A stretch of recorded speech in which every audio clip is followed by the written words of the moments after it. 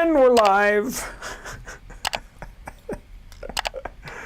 It is Friday, July 14th, 2023, and this is RockSim Live. And I am Tim Van Milligan. I am back from my vacation, and I'd like to thank you for coming here. I am kind of have vacation brain still. I forgot to hit the go live button 5 minutes ago when we started. So I started in time. I am so glad to be back. So glad to see you that are here so far. There's already a bunch of people in the room. We have MOB Rockets from Mesa, Arizona. He says it's 114 degrees there. And we have Carlos K, and he's from Marietta, Georgia. Yeah, it's so good to be back. I thought last week I was in Texas, and it was about 98 degrees, but that's nowhere close to 114. Oh, man. I'm sure it's not as humid there in Arizona, but 114 is still 114. It's hot. MLB says, hope to hear some stories from the recent worldwide event. Oh, you want to hear stories, huh? Okay, we can talk stories. Yeah, but before we do, this is what we are originally supposed to be doing, is talking about RockSim. So if you have RockSim questions, go ahead and put those in the chat, and I'll be happy to answer them. Terry Wheelock here, and he says, let's build a hypersonic rocket. Yeah, hypersonic rockets, you just put a big motor in it. Small rocket, big motor. It's pretty easy to do. We have Ashley Carrier. He says, hello, Tim. We have James that says hello. And Professor Pudis, MD, hello from Virginia. He's got a chilly 84 degrees. That's cool. And Andrew Simon from Columbus, Ohio. Boy, people are coming into the room now. That's great. Like I said, this is RockSim Live. We're here to talk about RockSim, RockSim Pro, or the Launch Visualizer. But people want to hear my stories. So, in fact, I have been working on a newsletter article. And I'll show you some of the photos that are going to be in the article. Let me open them up here, and we'll go through them. And I'll give you a preview of the newsletter for next week. Now, what I should have done was this. I'm working on my computer here, trying to get the photos loaded, and then I'll switch over to the computer screen here. So let's do this. There we go. That will open them all up in one time. Okay. Yeah, that worked. All right. So while you're getting your RockSim questions, oh, Ashley Carrier already has one. He says, weird one. Can you save a rocket file as a subassembly and then drop it into a new file with a booster and make a two-stage? Can you save a rocket file as a subassembly and then drop it into a new file with a booster? I've never tried that. That's kind of backwards. Now I could see maybe we'll talk about that. Let me think about that one. Terry Wheelock says, yes, you can. So, okay, if Terry says so, then I'm going to have to prove it. I think it can. I think Terry's right. So let me go to my desktop screen here. My camera's not showing up.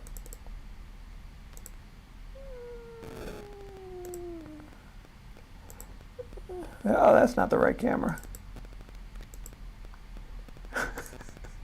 There we go. Except my face is not in the right spot. Okay, there we go. Let's see if I can change it just slightly. Make it as small as possible so you're not... Okay, so this is my daughter. She's the reason that I went to this event. She made the team, and she was flying as a senior, which means that she's in the 18 to 100-year-old category. Nobody was over 100. Nobody was even close. Well, we had some people that were getting close to 80, but nobody that old. But she was in the adult division, so and she just turned 18, so she just squeaked into that division, and she made 2 events, streamer duration, which you can see the streamer down here at the bottom, and this is her rocket, and then the nose cone is down here by the streamer, and she's just balancing it here so that it comes down sideways because you want as much area on the streamer as you can. This is out on the launch field. She's getting her rocket. Getting her rocket ready. Getting a roll of tape. This is sitting on a piston launcher. We had problems with the piston launcher, which is why I took that photo. But normally this is how it's supposed to work, where the rocket comes out like a bullet, and it did. It came out so fast that it actually broke the piston right there. See, that's the piston tube flying up, and they changed the rules in international competition is that the piston cannot leave the ground. So it was supposed to stay attached, and it actually it boosted so well that it actually broke the piston. So that was cool. Before I left, these were experiments that I had done with fin design, and not so much the shape, but how the fins were made, because one of the problems that we had was the fins were fluttering, and that was causing the rocket to go unstable. So I had done dozens and dozens of different tests to try to find a fin that I liked that wouldn't flutter. And when they worked great. And I think I solved the flutter problem, but we had other problems. This is, oops, this one here went too fast. This is a picture of a scale rocket taking off. This is an SLS. This was actually built by Matt Steele. It's actually going to be a kit, and you'll be getting it here at Apogee sometime later in the fall. But the reason I took this photo, or I put it in here, was the cornfield, which was right next to the launch pads. And that corn is fertilized by rockets. A lot of rockets went into the corn. This is a picture of my daughter. I took it because it was the dorm room. We were staying in a dorm with all the other competitors from around the country, around the world, and it was quite nice. You know, as good as any motel. Had great Wi-Fi. My wife was on the Wi-Fi. Didn't have a TV set, but as long as you have Wi-Fi, you pretty much have everything you need. This was of the theater, and these were all the teams down on the floor. And I was up. They put us spectators up in the balcony, so we had a great view, but we couldn't sit with the teams. And this was really nice because it was nice and cool inside the theater. So for that event. This is of a rocket that crashed, and I took a picture of it because right in here you can see these little broken pieces, and that you'll have to read my article to find out what that was all about. But what was happening out on the launch range was that the rocket was taking off so fast that the nose cone was starting to come off as soon as the rocket left the tower. And then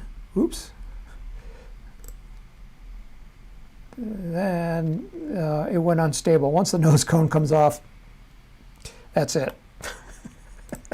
Rockets don't fly too well without the nose cone. Again, here's a picture of my daughter, but why I took this photo was they had these really huge pavilions out on the field where all the teams could prep their rockets. And I found that to be awesome. It was cool under there, even though it was like 98 degrees outside and humid, probably 80% humidity. And then this is kind of what it looked like on the inside. Every team had their own little prep area. There's lots of room. It was really great because you could, move around and see friends and make new friends. And then this is a picture of the cafeteria at the university that we ate, and it was just a real nice affair. It's like back here, you can see the Polish team right here. The people in the red shirts were the Americans. This one right here was Spanish. Back here are the Ukrainians in the yellow shirts. So you're rubbing elbows with all people from around the world, and you make new friends, and it's great. And the food was good, so I was impressed by that. So overall, it was quite the experience. So that was where I was last week. I was out on the field flying rockets. Well, my daughter was flying. I was watching, taking pictures, taking videos, having a good time, meeting friends. So many people came up to me and said, "Hey, I seen your videos there on YouTube." So thank you for that. I appreciate you taking the time to, appreciate what we do here. And I'm not doing it for myself. I'm doing it for you. That's what this is all about. Okay, so we're here to talk about RockSim, so let's get into that. Okay, Carlos says that the humidity is 60% in Georgia right now and 90 degrees. That's kind of warm. Professor Pudis says, what is RockSim? I'm bored, so I found this. Okay, so what is RockSim? RockSim is a software that allows you to design rockets and simulate them and how high they're going to go before you even actually build them. So where do you get RockSim? You get it from Apogee Components. Our web address is www.apogeerockets.com. When you come to our website, you'll see this banner up here. You can click on it, and then you can download a free trial. You can buy it, and then if you scroll down on the page a little bit, there's this free RockSim training, and that's what we're doing right now. This is our little ad for that. Over here in the corner, you can subscribe to our newsletter, which we put out. I was kind of talking about what we're going to have in the newsletter next week is kind of a my learnings from what happened at the World Space Modeling Championships, and I learned something very important. Maybe we'll talk about that. As far as rocket design, I'm always learning, and the way you learn is you crash, because then you have to figure out why you crashed. And you could see that one rocket that I showed you a picture of, the nose cone was coming off. It's like, why is the nose cone coming off right when it's leaving the pad? That shouldn't happen. I mean, it shouldn't happen. So why is it happening? And I think we figured it out. So get the newsletter. It's free. It comes every Tuesday. What we do is alternate weeks. 1 week is a video, and then the next week will be a printed out version that is a PDF. And next week will be the PDF version. This past week we did a video when we were building the TTV rocket. We're doing a series on building that rocket, so you're always learning something new in there. If you click on the picture there, it takes you to our archives where we have all the topics that we talk about and the link to the YouTube video, and then there are timestamps. So you can see, get to the specific topic. So here's talking about tumble recovery rockets. And this was, Michelle did it the last 2 weeks, and I appreciate Michelle for doing that, taking care of you guys. You wouldn't be back if she didn't do a good job. In some ways, she does better than me. So that's the RockSim Live, and if you want to learn more about the software, and we're going to do examples right here, but if you're brand new to it and you're not watching RockSim Live, go to the how-to and guides, scroll down to software, click on that, And again, you can download the free trial. You can see the frequently asked questions, system requirements, what computers does it run under, and then there's training videos over here and more useful stuff. So that's where you find it and what you can do with it. And so let's talk about it. And the first question was, okay, so he wanted, and this was Ashley, he says, or Ashley, I don't know if it's a he or she, but someone named Ashley says, can you save a rocket file as a sub-assembly and then drop it into a new file with a booster and make it a 2-stage rocket? Okay, so here's like a basic rocket. The only thing we're missing here is fins. So let's add some fins. So I opened this design, and this is kind of similar to what we were flying last week. It's about a 1/2 meter long, and it's 40 millimeters in diameter. So there's rules that we had to abide by when we're building these rockets for the competition. And so there's a minimum size, and this is the minimum size. And this one, like I said, it's about, if I convert this to centimeters, it's 50 centimeters long and 40 millimeters in diameter. But it doesn't have fins, so to add fins, you will go here to the Rocket Design Components tab in RockSim, click on that, and then you have to select a tube where you're going to attach the fins.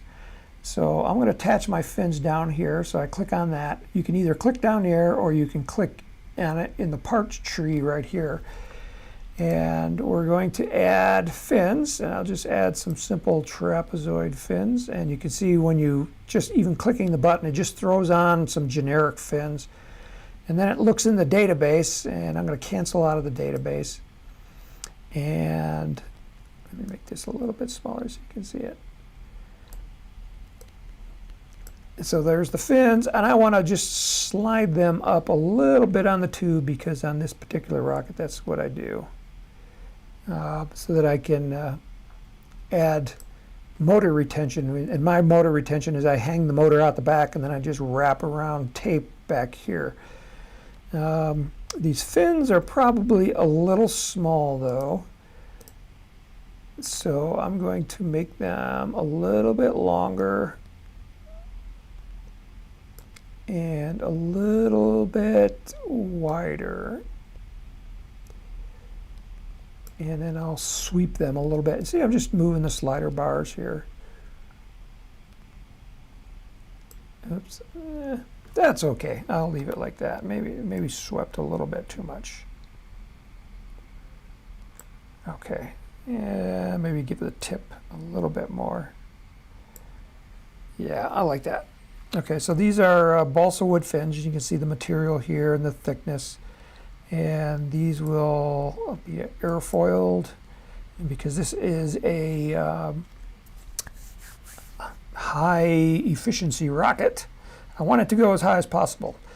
I'm in RockSim Pro right now, and this is a little bit different from RockSim in that it has extra features, and one of these extra features here is, and this is actually not in RockSim Pro yet, but it will be in the future. We're kind of working on it. We're going to allow people to change the airfoil shape, and this will allow you to 3D print airfoiled fins. And that's all it's for. Once you select the cross section as airfoiled, it uses the drag coefficient of that airfoil. Not the airfoil that you're making, because it's really hard to predict that, but it will be a lower drag coefficient. Okay, and I'll say okay. Okay, so basically what I have here is a rocket. Now we're going to save this as a subassembly. So a subassembly is like a group of parts. So this is a sustainer. So a sustainer is a group of parts. So everything under the sustainer is grouped together, and it's grouped as a sustainer. If you want to make a subassembly, you have to click on a part, and then you add a new part called a subassembly. And it says they're going to be owned by the nose cone. I say yes. Okay, so now we're creating a subassembly. And the way we talked about subassemblies before, and it's kind of a two-step process to create a subassembly. First is creating the group, like the shell, the container that we're going to put all the new parts into. And that's what it's doing right now. And then you're going to give it a file name. We'll call it rocket. Let's call it complete rocket and see if it works. And we're just going to leave it like that for right now. And I'm going to click OK. And it created that subassembly right there. So now I need to put parts into it. Ooh, look at that. I put it in the wrong spot. I'm going to delete this one because I can create it right here from the sustainer. So I'm going to delete this. I'm going to do that again. So delete this, yes. Okay, so now I can attach it to the sustainer subassembly. And let's call it complete rocket.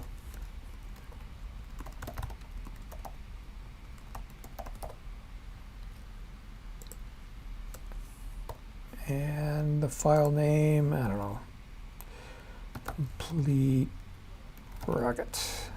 Okay, so when we save it, that's going to be the name of the file. But I'm going to just say OK for right now, because right now it doesn't have any parts in that subassembly.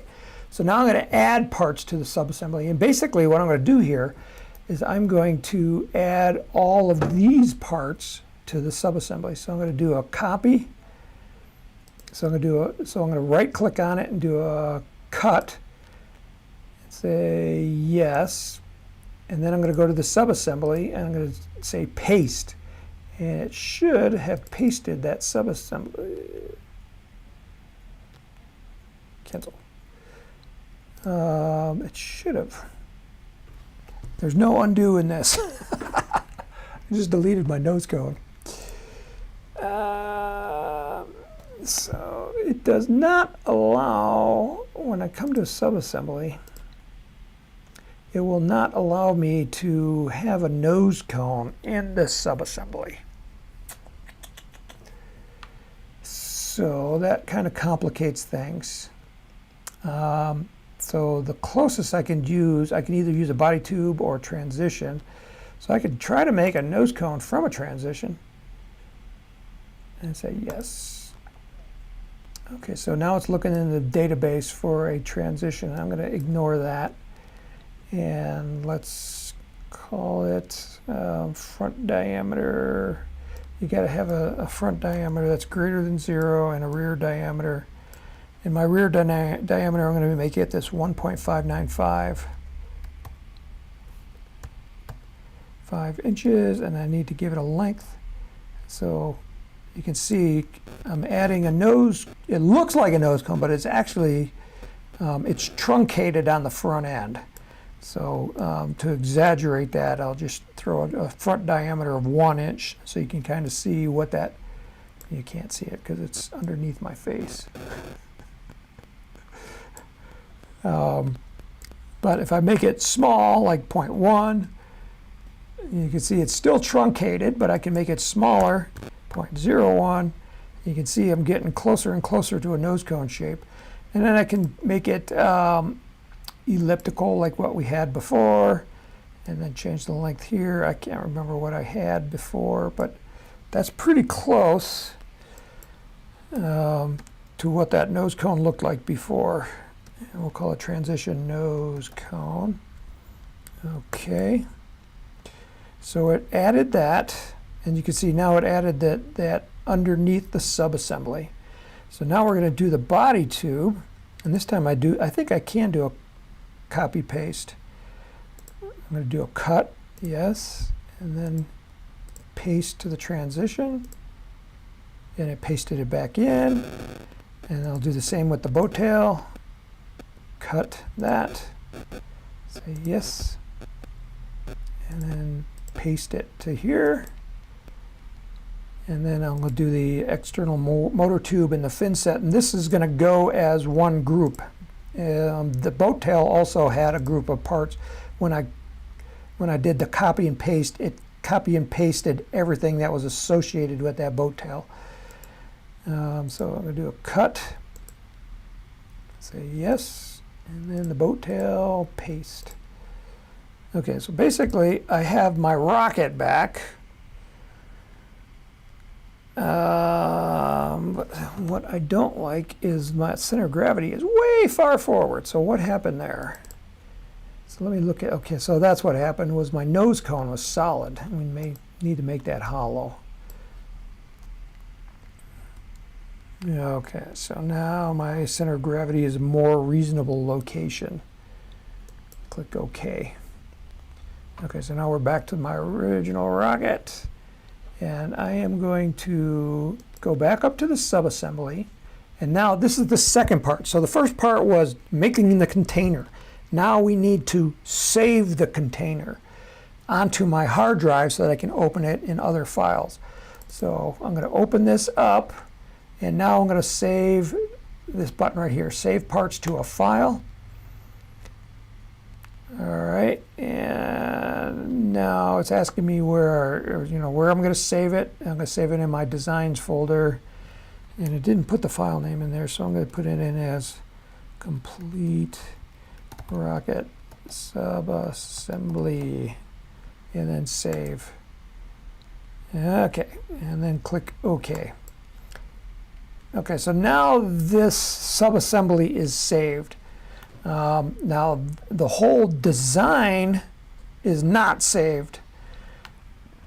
So I'm going to do that as well. So I'm going to do a file save as, just in case I lose things. Okay, so this is FAI rocket.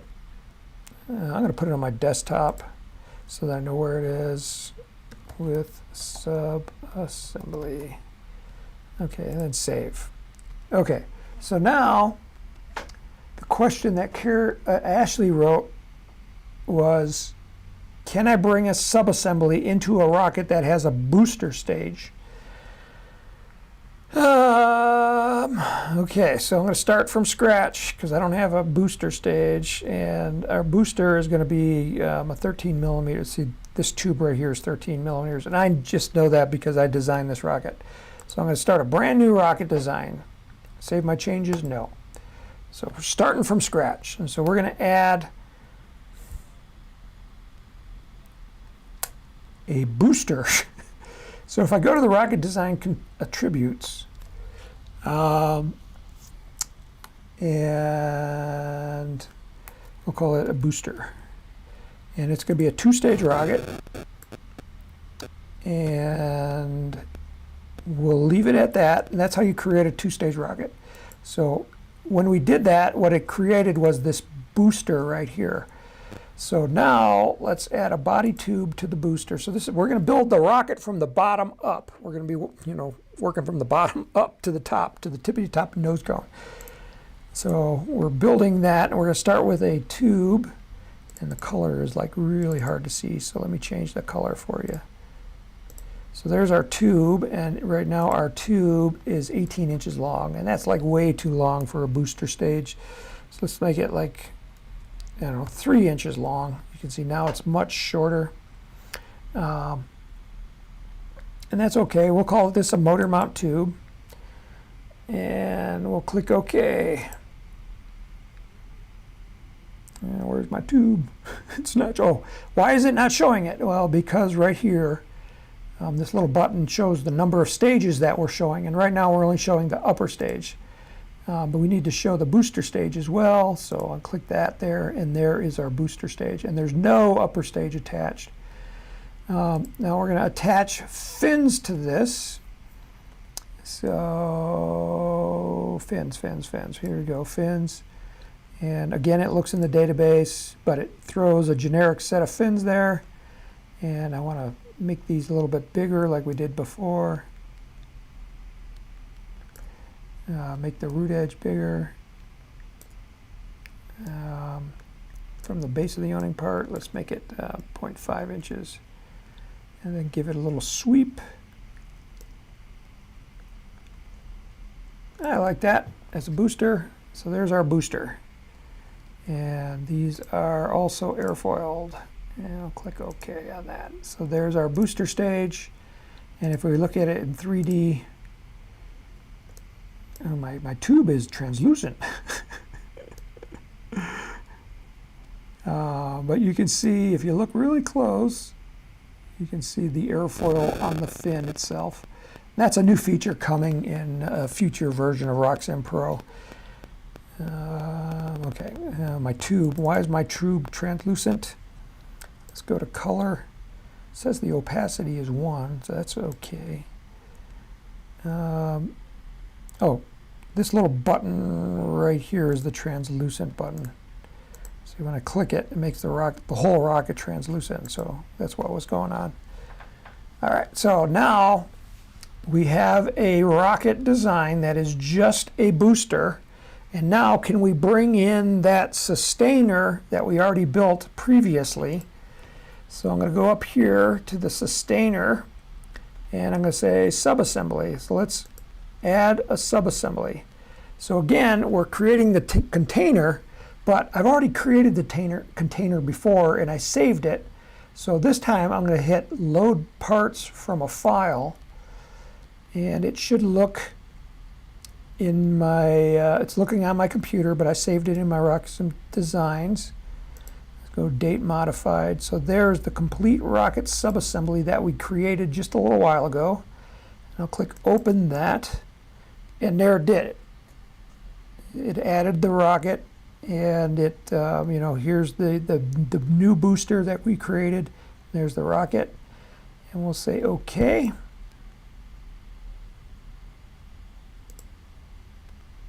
And now I'm in 3D, and let me recenter this. Okay, so there is our rocket, and we can spin it around and take a look at it. And now let's see if it flies, but before we do that, let's save this design. This is untitled right now, so that's how I know it's not saved. Click save, and I'll put this one on the desktop too.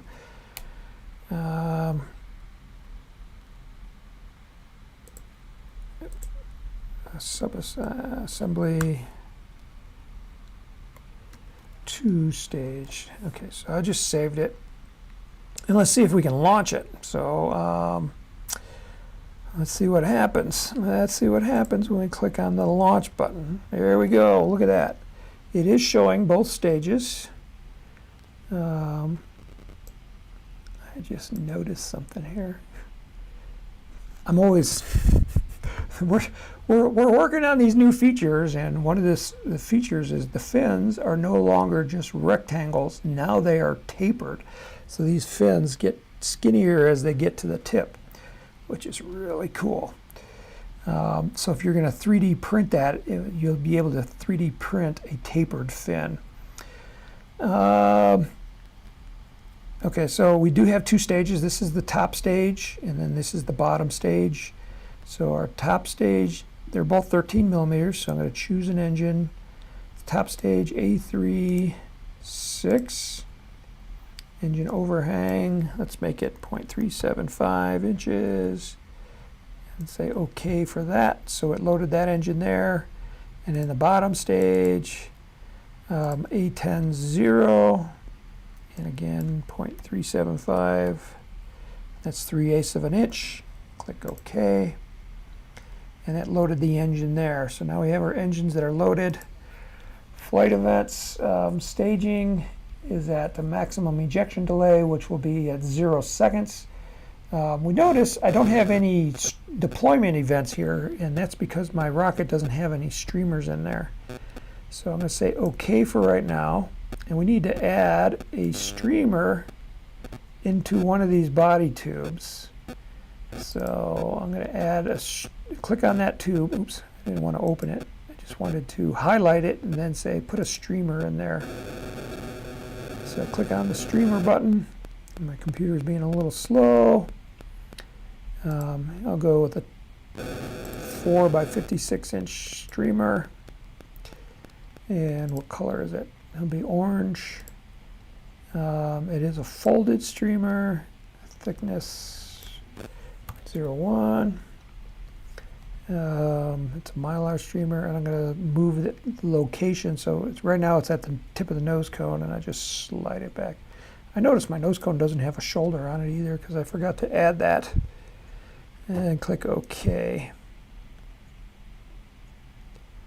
Okay, so it added the streamer in there. So now if I go back to launch, and if I go to the flight events, I should see the streamer, and we'll deploy it at maximum ejection delay. So that's at 6 seconds because we have a 6-second motor right there. Simulation controls, launch conditions, choose a launch site.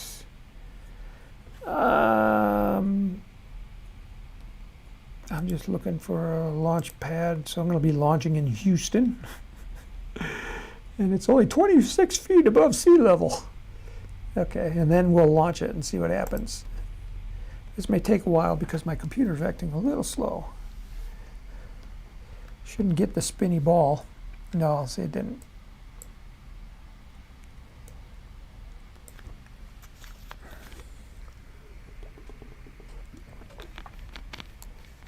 It's not showing the bottom stage. That's interesting. Yeah, and it's only 2.2 seconds. Yeah, something didn't work right on that launch. It crashed. Let's save that design. And I'm in RockSim Pro, so let me go to RockSim and open the design in RockSim, and maybe it might be an issue with RockSim Pro. So file, open. This is why we save things, so we can test things. It's on my desktop. Subassembly 2-stage. Click open. Okay. All right, so there's the rocket, and let's try it again. I could either reload the motors that way, or I could just highlight it here and say load engines. And then it loaded the engines in the back. And let's see, and go to prepare for launch and just double check things. Flight events, streamer at maximum ejection delay, starting state. That's a little long on the launch pad. 36-inch launch rod. That's what that means, launch guide length. Launch conditions, we have a 6-mile-an-hour wind. And let's hit the flight profile and see if this one works better. No. See, I can tell it's not working. See, I'm getting this NAN. NAN stands for not a number. All right, let's see if we can figure out what's going on. So let's go to the rocket design components, and let's check things out. So there's the nose cone. It's made out of polystyrene. That's okay. I'm looking at the new parts that I added. That one's made out of paper, and that's okay.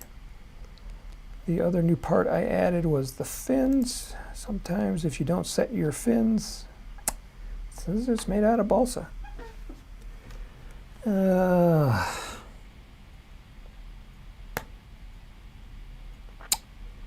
Okay.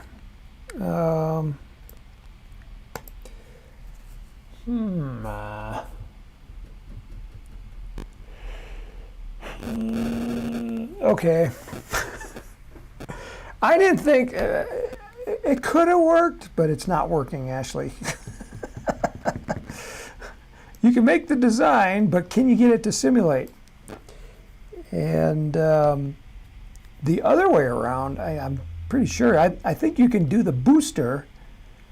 I wonder if it's because it's trying this. It doesn't like this nose cone. So let's delete that nose cone. Delete it. Yes. And then we're going to add it back here. It's looking in the database, and I think I have, it might be in the database, vacuum form nose cone, 40 millimeter. Yeah, so there's my nose cone. Click OK. let's see, hollow. Why is this? Why is it not? Okay, before the wall thickness was grayed out.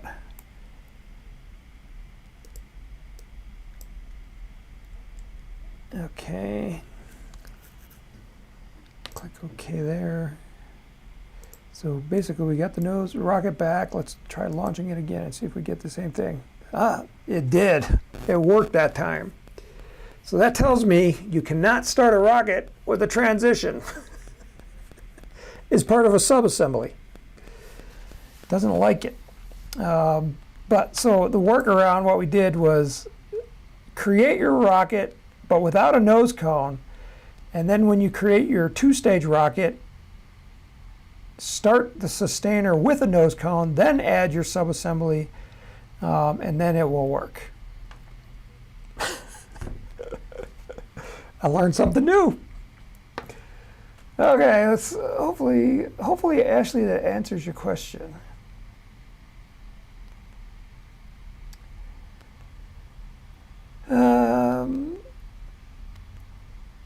James says, sorry, not a sim question, but at what point does a Hazmat charge kick in when I order motors?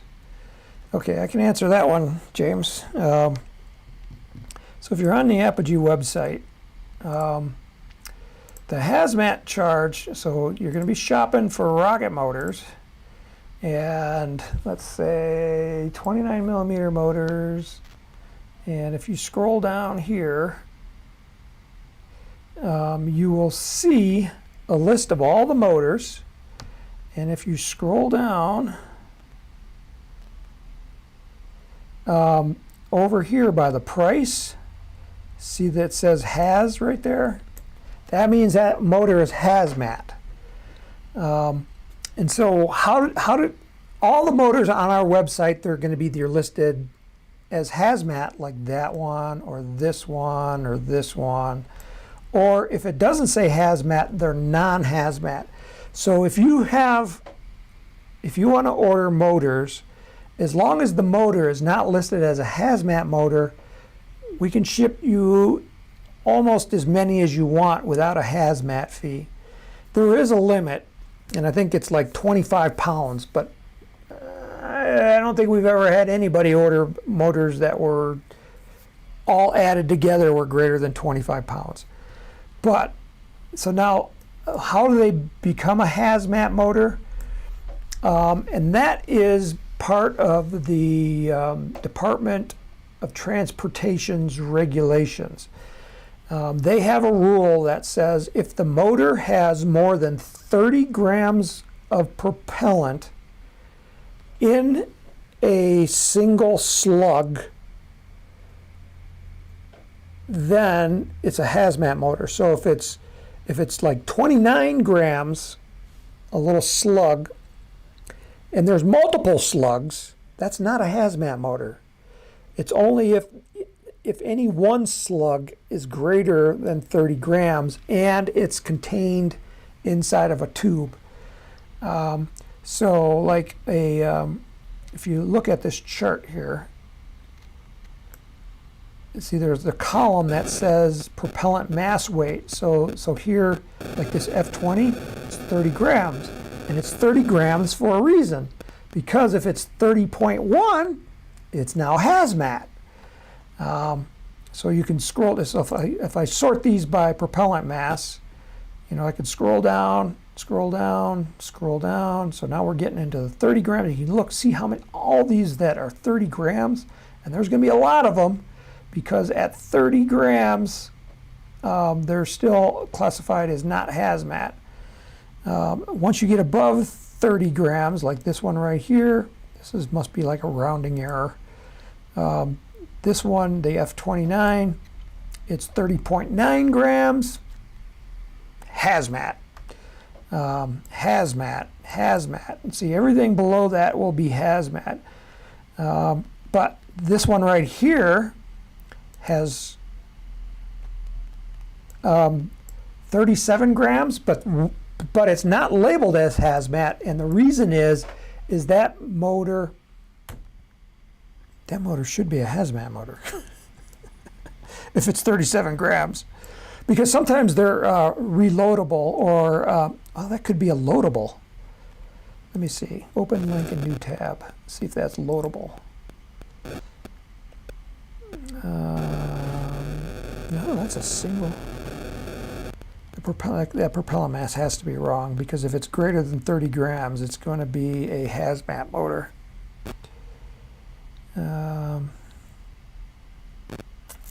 That's interesting.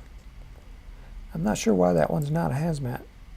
But sometimes if they're a loadable motor, and you'll notice that, see if I can find any loadables. Cicerone, I'm just scrolling through these fairly fast.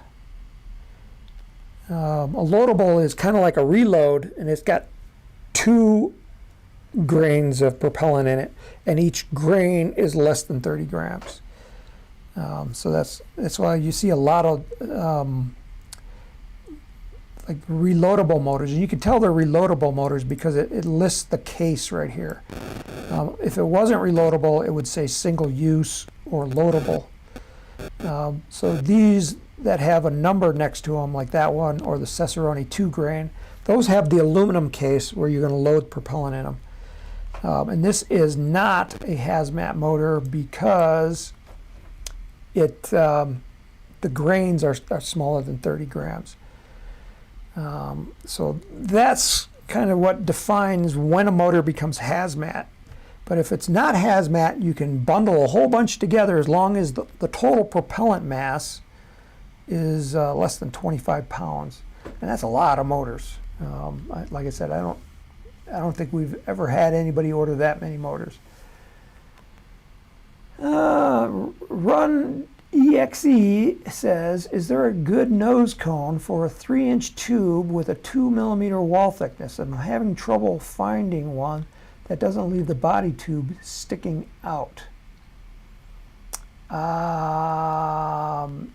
Okay, so let's go here on the Apogee website. You go to shop, come down here to building supplies, come over here to I'm looking for nose cones right here. Click on that, and we want to go for a 3-inch diameter tube, which is 76 or 75 millimeters in diameter. So if you convert 3 inches to millimeters, it's about 75 millimeters, 76 millimeters. So I want to go for tubes between 56 and 98. So click on that. Okay, so now we're seeing nose cones. So I want to scroll down, and we have a couple of different nose cones. So we have a PNC for thin wall, and then we have a PNC 3-inch for thick wall tubes. So one of these tubes will work for you. This one, because it's a thin wall tube, the shoulder is going to be wider. And this one, the shoulder will be skinnier because the wall thickness on the tube is thicker. But you're saying, let's open this one. Shoulder diameter is, so this one is the outside, oh, that's shoulder length.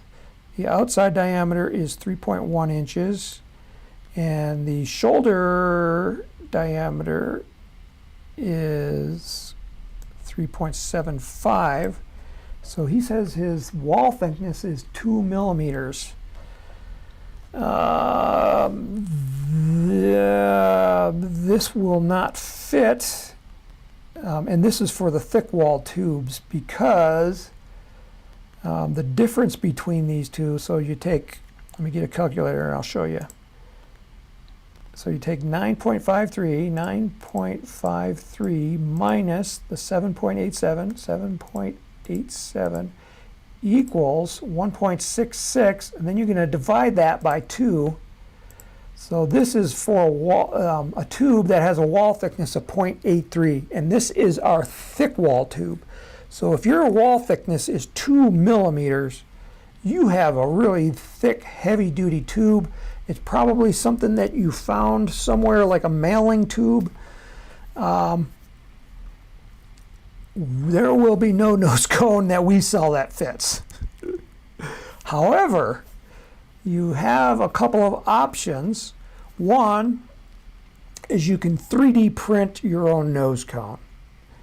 And you can do that using RockSim. So, so on this one here, if we go here and we put a shoulder on this, here's the shoulder. So we'll add a shoulder. Let's make the length 1 inch and the diameter, I don't know, 1.5 inches. So there's our nose cone, and I click OK. And then if I go up here to the File menu and I do export, wait a minute, I think I have to do it from the nose cone itself. So down here on the nose cone, there's export template. Oh, you can't see that. Let me make that screen smaller so you can see that. So down here on the nose cone, there's a button that says export template. Click on that, and you can save it as an STL. And I'll throw it on the desktop and hit save. And you can select the resolution. I think this is already high or very high. And click OK, and then it saved it, and it put it on the desktop under the name subassembly two-stage nosecone.stl. Click OK, and then if I go to my desktop,